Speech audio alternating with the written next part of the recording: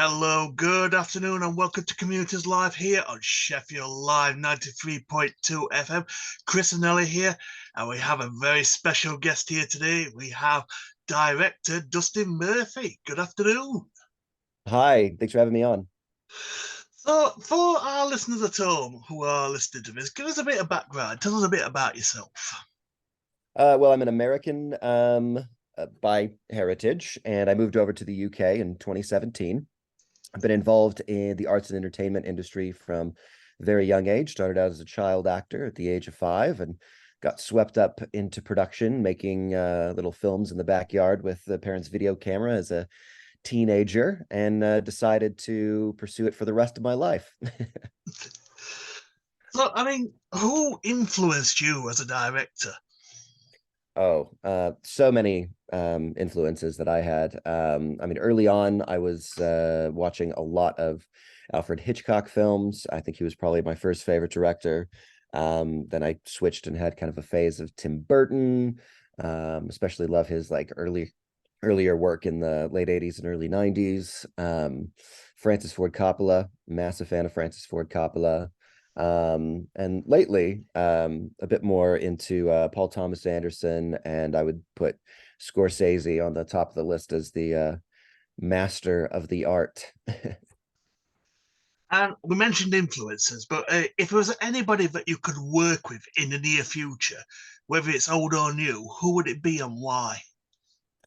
Oh, tough one. Because there's so many different people I would like to work with in so many different capacities.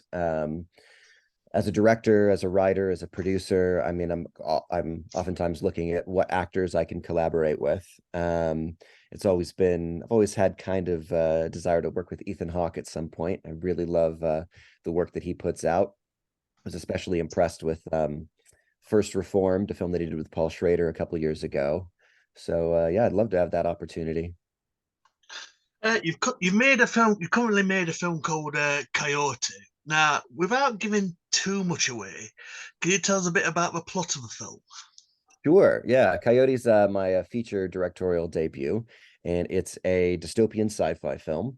It's about how newly developed teleportation technology is affecting the refugee crisis. So it takes a very grounded, practical look at how this new technology of teleportation could open up Pandora's box and create unforeseen issues. So we follow our two lead characters are Katerina and Anya, and they are living in a near future that's quite familiar. And they unfortunately are living in a country that is persecuting them for their sexuality. So they need to find a way to escape. They trust the wrong back alley teleporter, and in the process, they are separated, human trafficked, and need to find a way to escape their captors and reunite. Interesting, very interesting. So, is it released in cinemas now, or is it more on like sorry, is it released in cinemas, or is it more on digital platforms? So right now we are touring festivals in the UK. We've had a digital release in the US and Canada. So listeners in US and Canada can go on Amazon or Apple and a variety of other platforms and watch it today. We are currently in negotiations to get it on streaming platforms in the UK very soon, but don't have anything to announce on that yet. However, you might catch it at a film festival in the UK if you follow our website. How long did the film take to come together? Was it quite a long process, or did it actually come together quite quickly?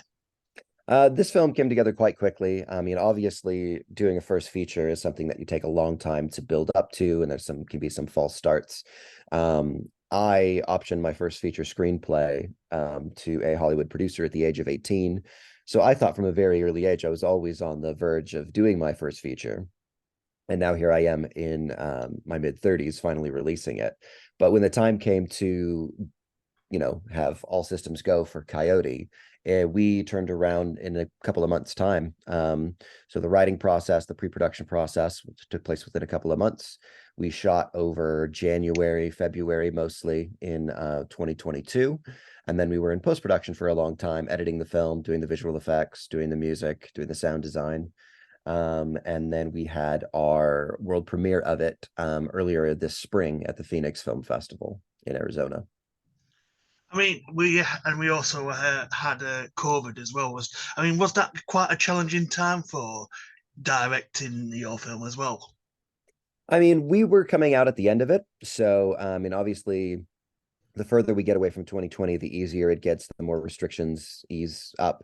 There are processes on set that you have to follow as far as COVID safety protocols. Yeah.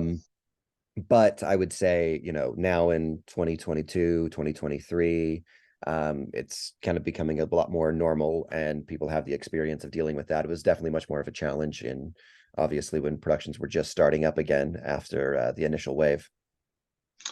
So, you've recently released Coyote. So, where do you see yourself going in the near future? Is there any upcoming projects that you can tell us about, or is it all hush hush at the moment? No, I like being pretty open about what I'm working on. So I have a slate of about 4 projects that I'm continuing to work on and looking for finance for and looking to attach cast to. One is a dystopian sci-fi film that's very similar to Coyote in tone, definitely in genre as well. It's called Samaritan, and it's based on a short film that I produced and kind of shot in 2019 and was released in 2020. And that has a little bit of a dystopian climate change angle to it. And with the other things that I have in development, we'll see where they go. But my gut tells me that Samaritan will probably be the next one that actually gets actualized. And for anybody that wants to break into the movie or film industry, what advice would you give? Well, I mean, it's a long, hard slog, that's for sure. The thing is practice. There's no such thing as really an overnight success. A lot of times when people are pushed to the forefront of the industry and they look like newcomers, they're really not. They've, been working and developing their craft for a very, very long time. And, right now, technology has made it easier than ever for people to make amazing looking content who are just, hobbyists or newcomers or just trying something new out. So I think the best thing you could do is pick up a camera and learn from your mistakes, watch a lot of movies, see what you like, see what you don't like, really take a close look and start studying the techniques in those films that you're watching. And I'm a big fan of believing that people can learn through osmosis. And I've got 2 more questions for you. So, for any of our followers listeners who want to follow you on social media, do you have like Facebook, Twitter, the usual, or? Sure. Yeah, you can follow me on all those. If you're interested in me personally and the work that I do as a director and a writer and a producer, you can follow me at DCM Filmmaker, and that's on all platforms. The DCM is my initials, Dustin Curtis Murphy. And if you want to follow the film, it's at Teleport Yourself and teleportyourself.com. And my final question for you, Dustin, is there anything that you would like to say to our audience who is listening? I hope you have a lovely day, and I hope you are out there supporting independent artists. It's a crazy time in Hollywood right now with a lot of the writer strikes happening and the actor strikes happening.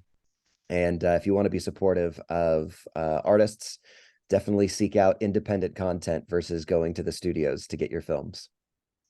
Dustin, thank you very much. Thank you. Thanks for having me on. Appreciate it. Been a pleasure.